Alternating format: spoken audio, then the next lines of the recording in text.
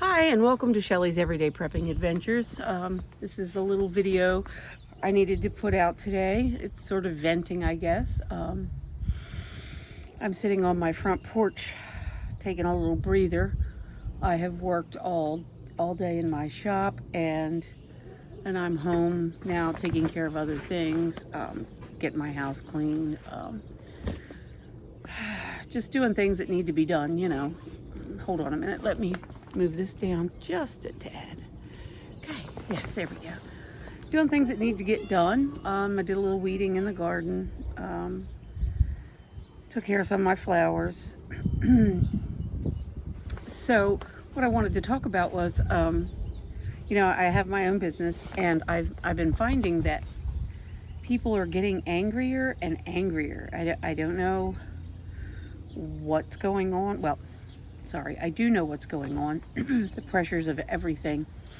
Pressures of high gas prices, high food prices, uncertainty of things, which there's a lot of uncertainty out there for sure. So I had a lady a week ago this past Monday. She called. Excuse me, my allergies are acting up. She called and I answered the phone. I don't typically answer the phone. I do have a friend that helps me out in the shop, and she does the answering the phone and the return calls, but just so happened I answered this phone, and the lady said, I have 3 little dogs that need groomed. I just moved up from Virginia, and somebody recommended you. So I said, well, what kind of dogs are they? And she proceeded to tell me they were all 3 small dogs. And so I said, well, I can get them in today for you. I had somebody reschedule for another day, so I have this opening. If you can get them here as soon as you can get them here, that would be great. So she comes in, and she shows me a picture of what she wants. I said, do you want them to have a summer cut? These dogs, a lot of people get their dogs cut short in the summer. No, and she was very adamant. No, if you shave my dogs, I will never be back. Okay. I just had a feeling about this woman that she was going to be a problem, I guess is what I was trying to say. So she brought 2 of them in diapers because they're not potty trained. And we went over everything. I tried to, doing hair is sort of like, communicating with somebody and trying to figure out exactly what they want. So she showed me some pictures, which were not the easiest to figure out exactly. Anyway, so I did what I thought she wanted. Oh, also she said not too short on the sanitary, not too short under the armpits. It causes skin irritation. I'm like, not a problem. So anyway, bathed them, groomed them, spritzed some perfume on them, put them in the crate. She dropped them off at about 10:30 in the morning, and she asked if they could stay later because she had a chiropractor appointment. So I said, sure, they're welcome to stay until you get done your chiropractor, which would be after 3 o'clock. No problem. So she comes in, and I said, this is what I did. I would like you to take a look at them and tell me, if I did what you wanted. This is how I typically do it, especially with first-time clients. They're new. I'm trying to figure out what exactly they want, that kind of thing. So she looks at them. She pays, she looks at them, doesn't say anything, they're okay, whatever. She leaves, and the very next day, I got a message left on my machine, and she was very nasty. She said she would like to have a refund for her bunny because I didn't do anything to her dogs. And I said, well, I was pretty upset, so I didn't call her back right away because I didn't want to say something that I shouldn't say. I just leave it at that. I didn't want to say anything mean or negative. So I let it sit for a couple of days because I had to. So then I had my sister-in-law call her. I said, when she comes on the phone, let me talk to her. Well, she had to leave a message. So she left a message stating, this is so-and-so from Shelly's Grooming Salon. We don't offer refunds on work that we have already done, but Shelly said that she would regroom them to your satisfaction. Please give us a call. She never called back. I see a review where she posted, did not bathe or groom my dogs. My response to her was, I have videos in my shop to protect myself. I replied, I have video of your dogs being bathed and groomed, and I really, don't appreciate this. To me, that's defamation. That's accusing me of providing a service without, that's accusing me, of not providing a service that someone paid for, which was completely untrue. I'm waiting for her response. I'm not sure what it'll be.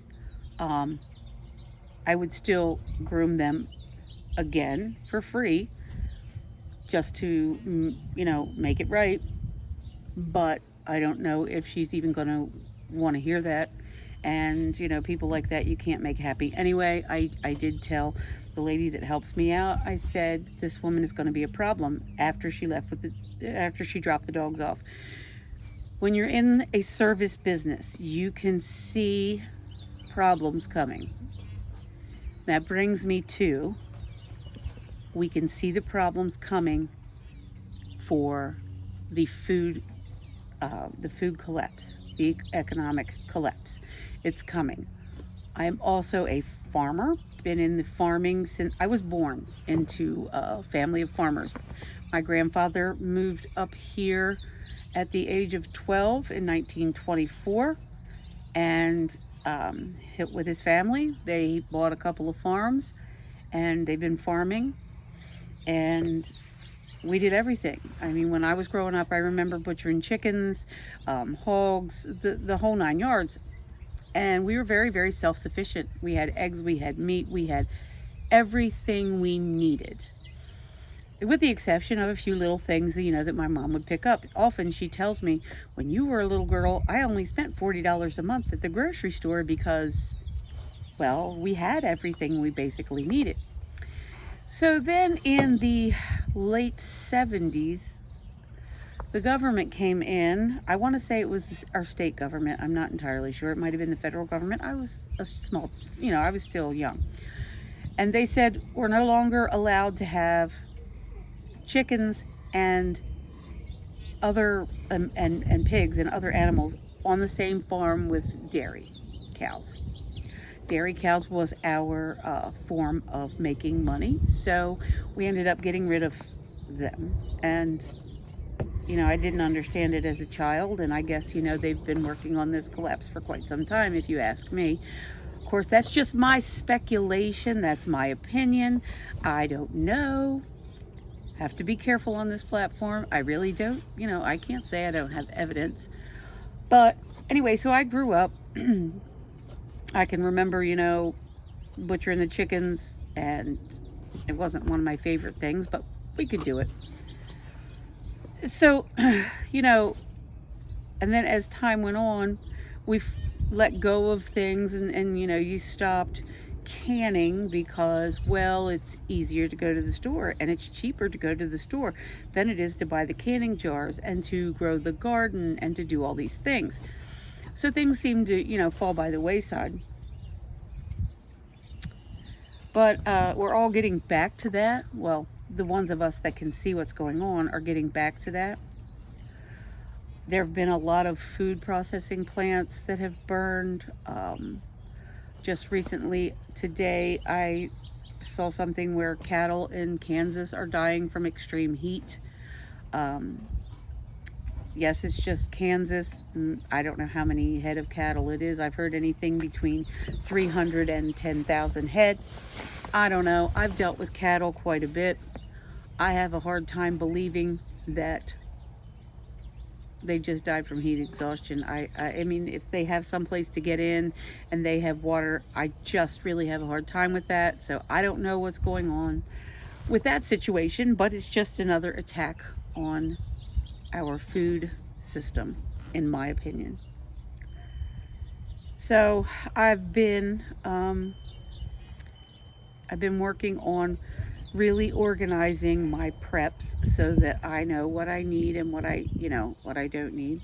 And I've been working extra out of my shop to make money to pay off some bills. Been working on that. Bought a couple more books. I bought the complete canning guide from I picked it up at Tractor Supply. It's made by Ball Canning. I don't have it with me, or I'd show you. And then I bought a complete guide to gardening, and it's pretty thick. And I've been reading it. You know, it's got interesting things in it. Yes, I do know how to garden. Yes, I've done it. But sometimes you can learn stuff from books. Sometimes you can learn stuff on YouTube. We can learn stuff from each other. This is how it works. So, I like to keep hard physical books in my house on how to do things so that if anything happens, and let's say I put it to a friend the other day, I said, you have 2 small children. You're not prepping. You see that the electric is going up. You see that gas is outrageous. You see all these things. So what if it comes down to this? Because she said, we'll always have electric. And I don't believe that. But I said, what if it comes down to this? What if we have electric, but you are unable to pay your electric bill? You don't have enough money. You have to choose between feeding your children or paying your electric bill. She looked at me and she said, do you have anything to cook on other than electric? I'm like, yes, do you? She said, I have a grill. I said, you need to have something else. Also, a friend of mine, he likes to go down to our local gun and pawn shop and talk to people that own the place. He just likes to go down and shoot the breeze with them. So he was down there the other day, and he said that the owner told him that people are coming in and pawning their guns to buy gas to get to work. So my question is this. Now, my father always said to me, look, when you sell something because you want something, so you sell something that lasts forever, like a gun, so that you can purchase something like gas that you're going to burn up and you're not going to have it after that. Now you don't have the gun. Now you don't have the gas. And it could be anything like that. You could, like people putting food on credit cards. I understand the need to do that. But if you let that credit card go month after month, you're building up all of this debt. You've already eaten the food. So it doesn't make a lot of sense. But anyway, so she says that they're mostly younger gentlemen with, of course, big gas burner trucks. And my question is, which I don't have a problem with big trucks, but my question is, so when you run out of things to sell, how are you going to get to work? I don't know the answer. I don't know. I can only say that I'm very thankful that I have my own business and I can walk across my driveway to my shop. My husband got a new job just this year working for a local business, and he is only 10 minutes from the house. He has a vehicle that's really good on gas, so we're just praying that we make it through. Where this is going is anybody's guess. Where this will end up is anybody's guess. I don't really think we're headed for a complete collapse. It's going to be a complete change of how we're living. So I in my shop, I take credit cards. So I'm trying to phase them out because the credit card fees are absolutely astronomical. And I said to my husband, look, I can do away with the credit card and not, and try to keep my prices lower, or, not raise them too dramatically so that people can afford to get their animals groomed. Or I can keep the credit card machine and I can raise my prices. So we discussed it, and I discussed it with a couple of clients, and they all agreed that, maybe we'll just try not to use the credit card machine. So I'm using Venmo and Cash App for those people who want to use cards, and I'm using cash and check for the other people. Most of my older people like to use cash or check, but I'm afraid that the time of cash is probably going to go away with the feds raising the interest rate today. What they're pushing for is to get rid of cash completely. They want to go to digital money, I'm sure of it. And if we go to digital money, that means so many different things to so many people. That means no more yard sales without somebody knowing about it. No more money to the kids because they got an A on their report card. No more just little petty cash funds to keep for whatever. Everything will be tracked all the time. It makes me sad, I have to be honest. It makes me really sad. But this is the way the world is headed. There's nothing we can do about it except prep ourselves mentally and physically and spiritually. I am physically prepared as far as, things go. I mean, for as much as I can be prepared. When somebody asks the question, when your last can of food is eaten, what are you going to do? Well, that's why I'm gardening, and that's why other people should garden. I have heard some say that their seeds are not growing the way they should. I don't know what's going on with that. I don't know whether they're just not good gardeners or whether the seeds weren't properly taken care of before they bought them. I don't know what's going on. So I suggest you learn how to seed save from your own stash of fruits and vegetables. And yeah, it's a beautiful evening out here today. Really enjoying myself. It's not too hot. There's a nice breeze blowing. I try to stay thankful for the things that I have. I have a good family. I have a good support system. Sometimes you lose sight of that. The dogs are barking at a peacock. Sometimes we lose sight of that, but we have to try to keep that keep that in mind. The good things that we do have. Well, this is it for now. It was a little longer than I normally am. I hope you have a wonderful rest of your week, and I'll see you in the next video. Thank you.